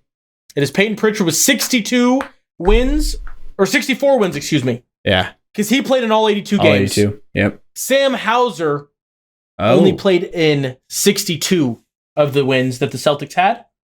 But still, big number. No, but if you look at the top of the list, it's Peyton Pritchard, Sam Hauser, Derek White, Carson Wallace, Chet Holmgren, Christian Brown, Jason Tatum. It's like who you'd think it'd be, but it was just cool that Peyton Pritchard, Iron Man, played all 82. Did you say Christian Brown is up there? Yep. What? What is he ranked? Maybe he missed their losses and didn't miss their wins. I don't know. Does he have 57? Yeah, 57. Okay, so that he played in every single win. He might have played in every single game. Yeah, he did play in every single game. He might have played every game. Chet Holmgren also played in all 82. Carson Wallace played in all 82. Kaysen Wallace. Reggie Jackson played in all 82. Wow. Nikhil Alexander-Walker played in all 82. McHale Bridges. This is just looking at the top of that. I'm not looking at that list. I'm just looking at the list of most wins. Okay. It's a screenshot that a Celtics thing posts is like, shout out to Peyton Pritchard because he was in all 82 games and the Celtics won 84 games. Yeah. 64.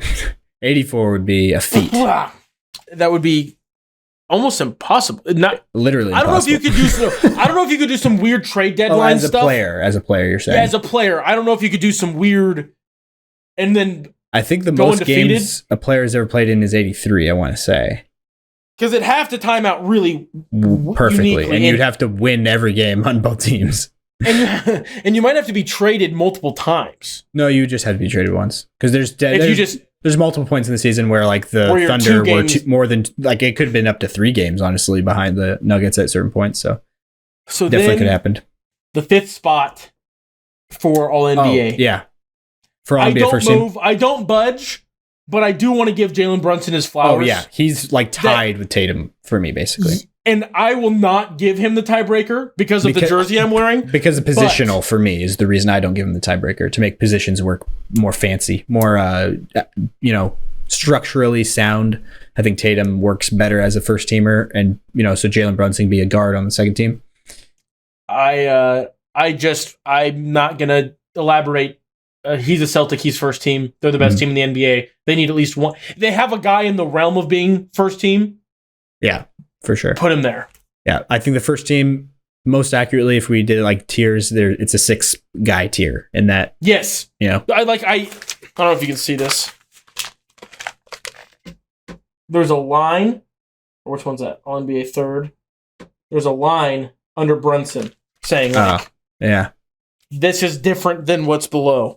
I just spoiled my entire list. I just realized. Yeah, that's okay.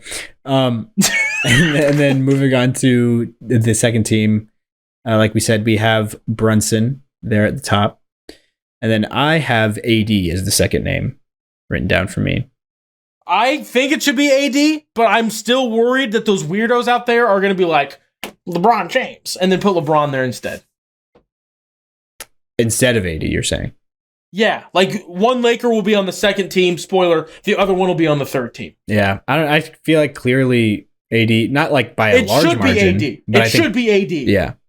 But I just feel like they will do gremlin things because it's LeBron James. I think he played a little bit better in a little bit more games, It's kind of as simple as that. So I agree that it should be AD, but the media are all lame. So and shout out to AD having the best season of his career since his Lakers career. Well, except for the first season, I would say. First Lakers season was still peak AD. Might be his best season ever. But yeah, that or one of the two of the 3 last seasons, not his last season in New Orleans, but the 2 right before that were also peak AD. This last season in New Orleans was a tank, a sandbagging job towards the end because of the impending, right? Yeah, that's the word. Impending doom, the impending trade that was going to be made. Impending Doom is a metal band, by the way. Marino? Yeah, so those are the first 2 guys on my second team, followed very closely by Kawhi. Yep.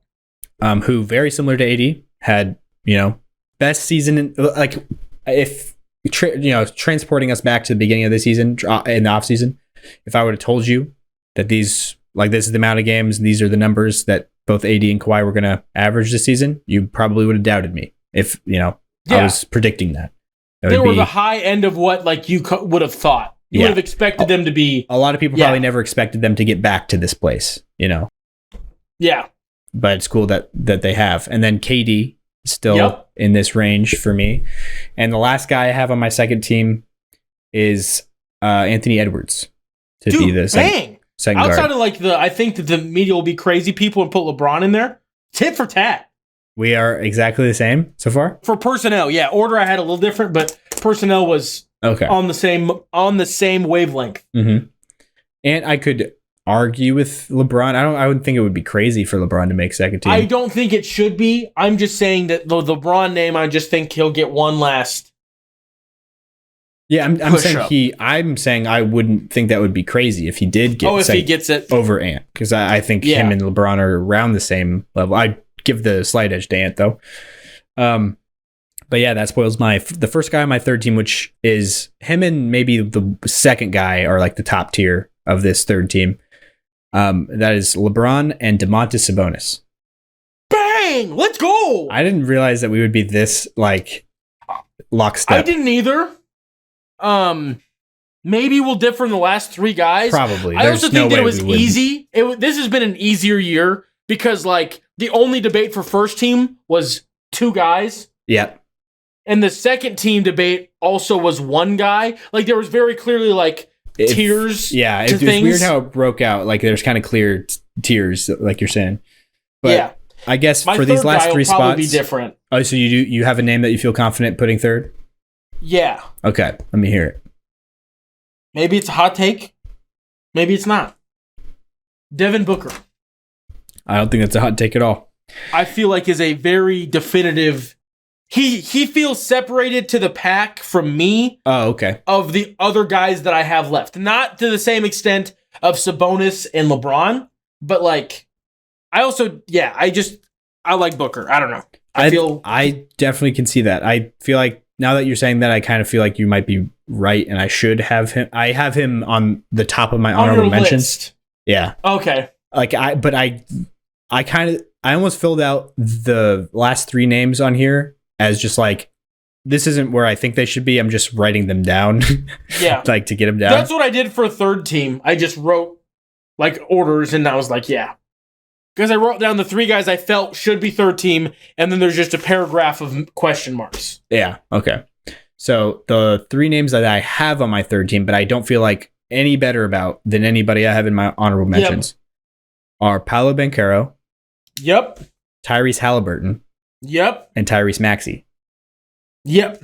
And then I have in the group below, I have Steph. I'll say mine. Okay, yeah, go ahead. I've got Steph Curry. Yep. De'Aaron Fox. Yes. Wemby. Yep. And then I had Jaylen Brown, but I think I just am being optimistic. I had Jaylen Brown also. But Fox was the one that I actually didn't even have written down, but I remember thinking of writing him down. So I think he was kind of, if there was one more member to my honorable mentions, it would be Fox. And then I have DeMar written and crossed out, and then written and then crossed out. I like DeMar. I didn't even think of him, to be honest, but I like that one. Yeah, it's 3 times in the same row.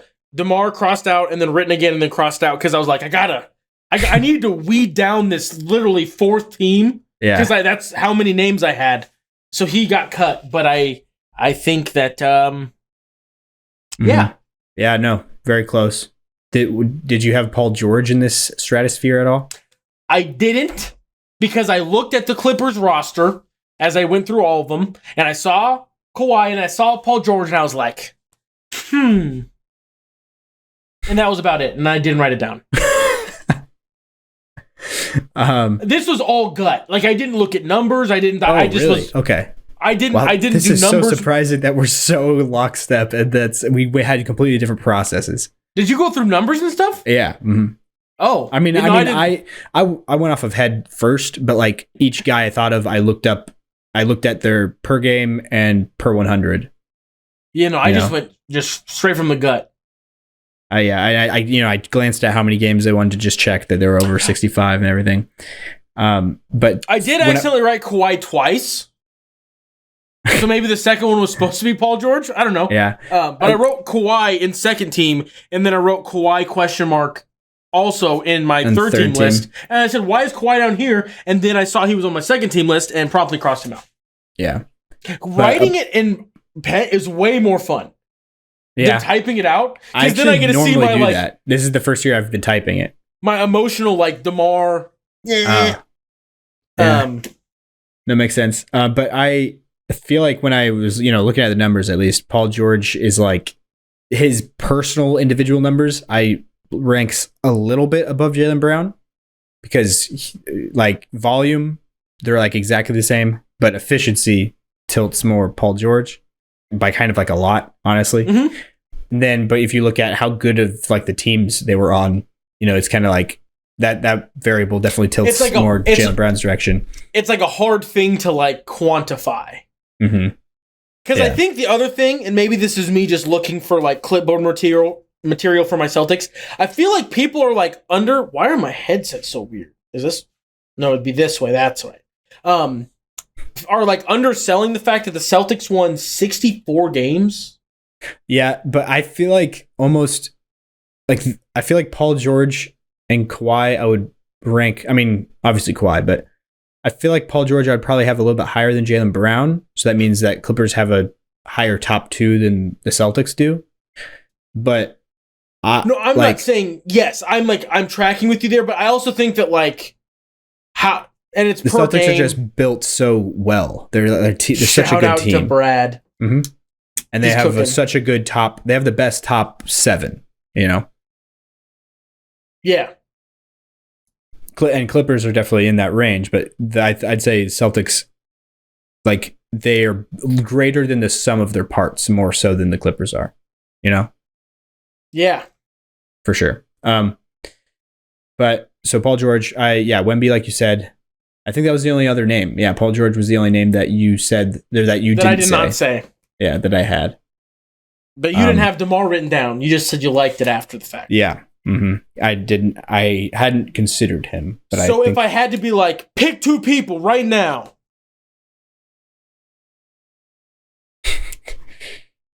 Yeah. Paolo Maxey. And so who were and then you have LeBron, Booker, and Sabonis. Yeah. Okay. That's very fair. I really want to put Hallie on there for how good but he just did so bad towards the end. He had 2 very different seasons in the same season. Duality of man. He was just so saucy, and then the sauce ran out. Yeah. It didn't run out. It just was not. It didn't feel like you were watching the same player. No. Yeah. Tampered with injuries for a lot of it, but also I think it was just he hit a little bit of a wall also. Pretty rough towards the end of the year. But yeah, that's why it's so hard to choose between, especially with this being a contract year. I think like it decides Hallie's fate for how much money he can make in the future. But obviously, my vote doesn't matter. But if I was a real voter, then I would feel that pressure, of having to decide the fate of that. That's why we lost a great one, Zach Lowe, R.I.P. Mm-hmm. Yeah, which apparently he has said that he kind of regrets giving up his vote. Yeah, because he was like super good. Yeah. I saw that he posted today his picks for everything. He said, even though I'm not a voter, this is what I would put on my ballot. Yeah. And I need to read that. It's an ESPN paywall. Oh, it is? Dang it. Yeah, because he's too... A few years ago, he didn't have a paywall, but I guess everybody has a paywall now, basically. Yeah, he's too much of a... we're too much peasants down here, not wanting to pay for it's like $10 a month for that gold ESPN. Wow. Something like that. I don't pay to read things, personally. But, for me, though, to lock in a third team, I got LeBron and Sabonis. I do really like Paolo because of how good the Magic ended up this season and how important he was as the best player, with Franz kind of struggling this year. Yeah. For the most part. That's pretty big. Paolo also becoming the youngest player ever to lead his team in points, rebounds, and assists. That's kind of nuts. Yeah. It's kind of nuts that Luka isn't that.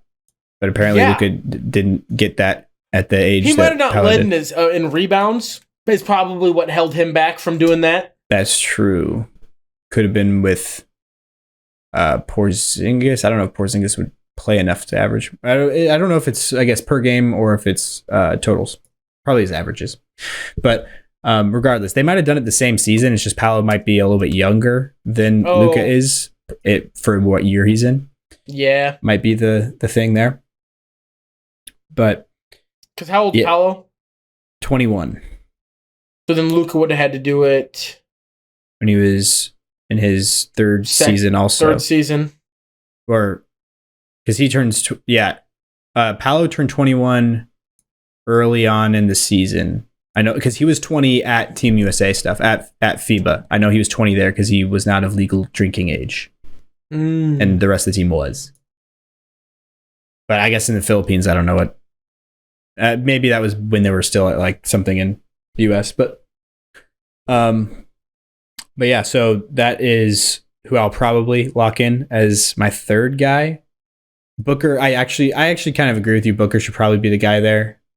And I really don't want to leave off Maxey, but it's hard to leave off Curry with how like he was the whole reason they did anything, and they won 46 games. Yeah. So I'm gonna put Curry. It feels wrong not having Curry on a third team when he's still basically at his peak and having like he's barely on the back end of his prime, and having Kristaps out rebounded Luka at the age of 21 per game. Yeah, and probably not totals though. I doubt the totals, unless Luka just didn't play total, enough. It was Luka comfortably. Yeah, so it was per game. Mm-hmm. But in the season before that, because I'm curious, DeAndre Jordan would have been his first season, and it was Tingus Pingus twice. Yeah, okay, because I was trying to remember if maybe almost say Tingus Pingus. Oh, it was super close.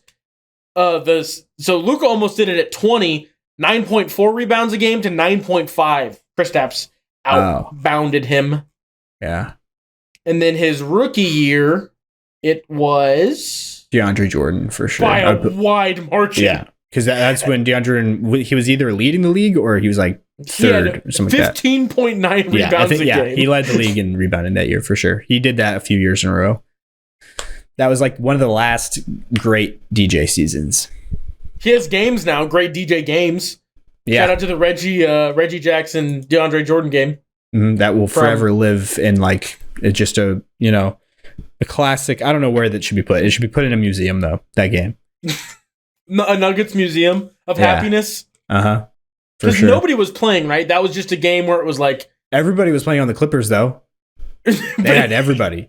They just got waffle stomped by Reggie Jackson and DeAndre Jordan pick and roll. Turn back the clock, baby. Yeah. Because weren't you saying that there was like 10 alley-oops from Reggie Jackson to DeAndre Jordan? Like direct connection? There were 6 that were successful.